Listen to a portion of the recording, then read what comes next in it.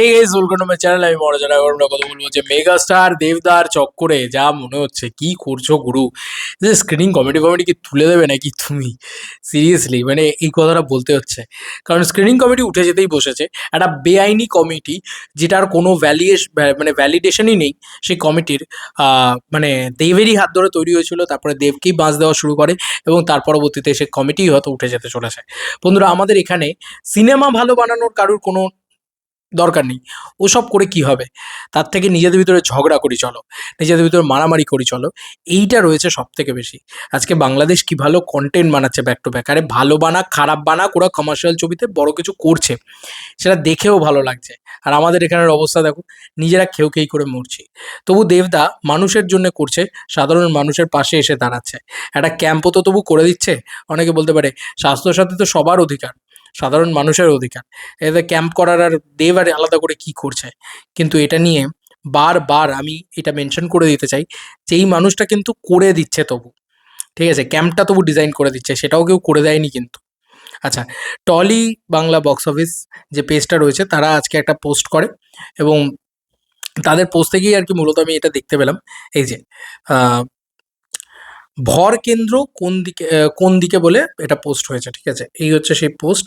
আমি পড়ছি, সেটা দেবদাকে কেন্দ্র করে লেখা হয়েছে এবং দেবদার এই টলিউডের এই স্বাস্থ্যসাথী করে দেওয়া, ঠিক আছে? এই যে কেন বলি যে ভালো মানুষের ইয়েতে থাকা উচিত, পলিটিক্সে থাকা উচিত, সে কারণেই বলি। তো যাই হোক, সেটা নিয়ে একটা তরজা শুরু হয়েছে। সরি, আমার শরীরটা ভালো নেই। আমি লেখাটা পড়ছি। টলিগঞ্জে ফিল্ম ইন্ডাস্ট্রি কি এখন দুভাগে বিভক্ত? দেব এবং সৌরভ বিশ্বাস সাম্প্রতিক ঘটনাক্রম আক্রান্ত, সরি, অন্তত সেই ইঙ্গিতই দিচ্ছে। বৃহস্পতিবার দেব জানান, মুখ্যমন্ত্রী মমতা বন্দ্যোপাধ্যায়ের সম্মতিক্রমে ফিল্ম ইন্ডাস্ট্রির 7,000 কলাকুশলীকে স্বাস্থ্যসাথীর প্রকল্পের আওতায় আনা হচ্ছে। শনিবার টেকনিশিয়ানস স্টুডিওর বিশেষ ক্যাম্পের নাম নথিভুক্তকরণের আহ, এই প্রক্রিয়া হবে, মানে আজকে হচ্ছে আর কি। এই উদ্যোগটি দেব ব্যক্তিগতভাবে নিয়েছেন যখন তিনি জানতে পেরেছেন প্রায় 1 বছর ধরে কলাকুশলীদের স্বাস্থ্য বীমা প্রকল্প বন্ধ রয়েছে, যার জেরে সমস্যায় পড়ছেন তাঁরা। এই বিষয়টি নিয়ে দুটি ভিন্ন মত উঠে আসছে ইন্ডাস্ট্রি থেকে। এক কলাকুশলী সংগঠনের সভাপতি সৌরভ বিশ্বাসকে এড়িয়ে এই পরিকল্পনা করা হয়েছে, যাতে তাকে কোণঠাসা করা যায়। দেবদা ওরকম মানুষই নয়। যাই হোক, তাও দুই স্বাস্থ্যসাথী প্রকল্পের সুবিধা রাজ্যের প্রতিটি নাগরিকই নিতে পারেন। এখানে দেব আহ, আলাদা করে কিছু করছেন না, করছেন এমন নয়। তিনি স্রেফ নাম নথিভুক্তকরণের শিবিরের আয়োজন করছেন। আরে ভাই, এটাও তো করেছেন। নাম নথিভুক্তকরণের শিবিরের আয়োজনটাও তো উনি তবু করলেন। এতদিন ধরে তো সেটাও কেউ করছিল না, সো কল যারা পাওয়ারে ছিল আর কি। আহ, যাই হোক, পরবর্তী লাইনটা পড়ি। এই বিরোধিতার সূত্রপাত স্ক্রিনিং কমিটি থেকে। কোন ছবি কবে মুক্তি পাবে তা নিয়ে স্ক্রিনিং কমিটি ও ইম্পার সভাপতি প্রিয়া সেনগুপ্ত এবং সৌরভ এর সঙ্গে দেবের মতবিরোধ হয়। কমিটিকে আগ্রহ করেই দেব নিজের ছবির দিনক্ষণ ঘোষণা করেন। কমিটির কারণেই ছবি রিলিজের বিষয়টি সরলীকরণ হওয়ার বদলে আরও জটিল হয়েছে, এমন মত প্রকাশ করেন তিনি। অধিকাংশ প্রযোজক পরিচালকের একই মত, কিন্তু প্রকাশ্যে দেব এবং প্রযোজক রানা সরকার ছাড়া আর কেউই এর বিরোধিতা করেননি। জানা যাচ্ছে স্ক্রিনিং কমিটি তুলে দেওয়ার জন্য মুখ্যমন্ত্রীর কাছেও নাকি আবেদন করা হয়েছে, যদিও খাতায় কলমে এই কমিটির কোনো অস্তিত্বই নেই। চিন্তা করো। ফলে আনুষ্ঠানিকভাবে তা বন্ধ করে দেওয়ার প্রসঙ্গও আসে না।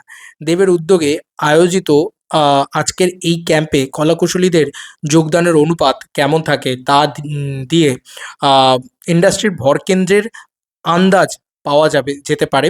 ইতিমধ্যেই আর্টিস্ট ফোরাম তাদের সদস্যদের স্বাস্থ্যসাথী বীমা করানোর বিষয়ে উৎসাহ দিয়েছে। স্ক্রিনিং কমিটির ভবিষ্যতও এদিনের ঘটনাবলীর উপর কিছুটা নির্ভর করবে বলে মনে করা হচ্ছে। বাদ বাকিটা সময় বলবে। এই লোকটার টাইমেই সিনেমা রিলিজ করবে। একে আটকায় কার বাপের শান্তি? আমি এইটুকু বলে দিলাম, যে যাই করে নিক না কেন, ঠিক আছে? স্ক্রিনিং কমিটি, এই কমিটি, ওই কমিটি, যে যাই করে নিক না কেন, আমার এটা মনে হয়, ঠিক আছে? আমার এটা পরিষ্কার মতামত আর কি। তবে হ্যাঁ, এটা তো মানতেই হবে, আজকে নারী চরিত্র বেজায় জটিল ফ্লপই হয় শুধুমাত্র এইসব কমিটি টমিটির চক্করে। কিছু যদি না থাকতো, নিজের মতন যে সময় খুশি রিলিজ করতে পারবে, এই যদি বক্তব্য থাকতো, তাহলে আরামসে ইয়ে হতো। তুমি কে ডিসাইড করে দেওয়ার যে তুমি বলবে যে হ্যাঁ, এই কমিটি আছে, এই আছে, ওই আছে। তুমি ডিসাইড করে দিচ্ছ যে হ্যাঁ, এই ছবি এই টাইমে রিলিজ করবো, ওই ছবি ওই টাইমে। কে ভাই তুমি? কেন আমার ছবিকে তুমি ডিসাইড করে দেবে? আমি কোটি, কোটি টাকা খরচা করে বানাবো। আমি একটা ইয়ে করব। কোথাও তো এরকম নিয়ম নেই। এতদিনও তো ছিল না। হঠাৎ করে কেন শুরু হলো? এটা হচ্ছে বক্তব্য। এবং আবারও বলছি, দেবদা কিন্তু পাওয়ার খাটান না। দেবদা যদি পাওয়ার খাটায় তো গোটা টলিউডটাই ওনারই হবে। ঠিক আছে? এটা আমার মনে হয়। তো উনি আননেসেসারি পাওয়ারটা প্রয়োগ করেন না।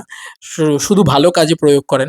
নাহলে স্বয়ং মুখ্যমন্ত্রীর সাথে এই মানুষটার যা র‍্যাপো, আমার মনে হয় না আর কারোর সাথে সেই লেভেলে। তো দেবের কথা যদি কেউ সবথেকে বেশি শোনে, স্বয়ং মুখ্যমন্ত্রী শোনেন, বুঝতে পারছো তো? তো ওনার মানে কি লেভেলের পাওয়ার এবার বুঝে গেছো? ৭টা এমএলএ নিয়ে একটা এমপি হয়। আর উনি হাই ভোল্টেজ এমপি। কারণ ওনার জেতা, ওনার দলের সাথে থাকা, এই সবকিছু তে নির্ভর করে হচ্ছে গোটা বাংলার কি বলবো? মাসনাদ আরকি বলা চলে। কারণ উনি কোনো এদিক ওদিক করে ফেললে আমার মনে হয় যে অনেক কিছু এদিক ওদিক হয়ে যেতে পারে। এর থেকে বেশি আর কিছু বললাম না। আপাতত, আপাতত আমার মনে হয় যে ওনার বিগেস্ট পাওয়ার, বিগেস্ট ইয়ে শুধু সেটাকে উনি ভালো কাজে লাগিয়ে স্বাস্থ্যসাথীর একটা ক্যাম্প তৈরি করে দিয়েছেন। এটাকে শুধু ভার্সেসে না নিয়ে যাওয়া, দেব ভার্সেস সৌরভ বিশ্বাসে না নিয়ে যাওয়াই ভালো। আমার এটা মনে হয়। এবং আমারও মনে হয় যে সৌরভ বিশ্বাসও না সাধুবাদ জানানো উচিত যে বাহ! খুব ভালো কাজ করছেন দেব। এই জিনিসটা করা উচিত। না রাদার সেও দেখলাম একটা জায়গায় স্টেটমেন্ট দিয়েছে যে তারা কেন এতদিন করেনি ইত্যাদি, হ্যানা-ত্যানা। এসব ভার্সেস করে কি লাভ ভাই? কি হবে? আমার তো এটাই বক্তব্য। যাই হোক, আর সত্যি কি দেবকে আটকানো পসিবল হলো? সম্ভব হলো দেবকে আটকানো? দেব তো ১৫ই আগস্টেই আসছে, দেব তো পুজোতেই আসছে, দেব তো ক্রিসমাসেই আসছে। কারণ বাপের দম থাকলে একটা ডেটের একটা চুল এদিক ওদিক করে দেখাক। বললাম না? যদি এদিক ওদিক করে তো দেব পুরো গোটাটাকে পাল্টে দেবে। সাংঘাতিক দোদমা, ঠিক আছে? আর আমার মনে হয় সত্যি বলছি অ্যাজ অ্যান দর্শক আবার বলছি, একজন বাংলা ছবির টিকিট কেটে সিনেমা দেখা দর্শক হিসেবে বলছি, screening committee is a joke. আমার মনে হয় না এটার কোনো প্রয়োজন আছে আর ইন ফিউচার। স্ক্রিনিং কমিটির কোনো দরকার নেই। কোনো প্রয়োজনই নেই স্ক্রিনিং কমিটির। দেবদা যে কারণে খুলেছিল যে ভাই একটা শো, মিনিমাম একটা শো আমাকে হিন্দি ছবির সামনে দিয়ে দাও। ঠিক আছে? তারপরে আমি নিজের প্রমাণ করে সেই শোটাকে করব। তো সেটাতে এমনি হল মালিকরা দিয়ে দেবে ভাই। এখন তো যা মনে হচ্ছে।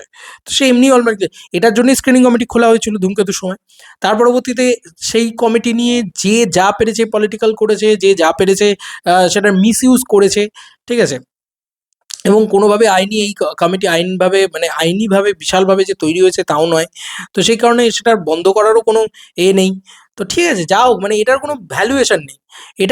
এটা আর ডিসাইড করতে পারে না এবং ওই যে রানা সরকার বারবার এগেইনস্ট এ যাচ্ছে এবং বারবার কথা বলছে, অনেক কিছু বলছে। তো আর কি বলবো? কিছু বলার নেই আমার আর।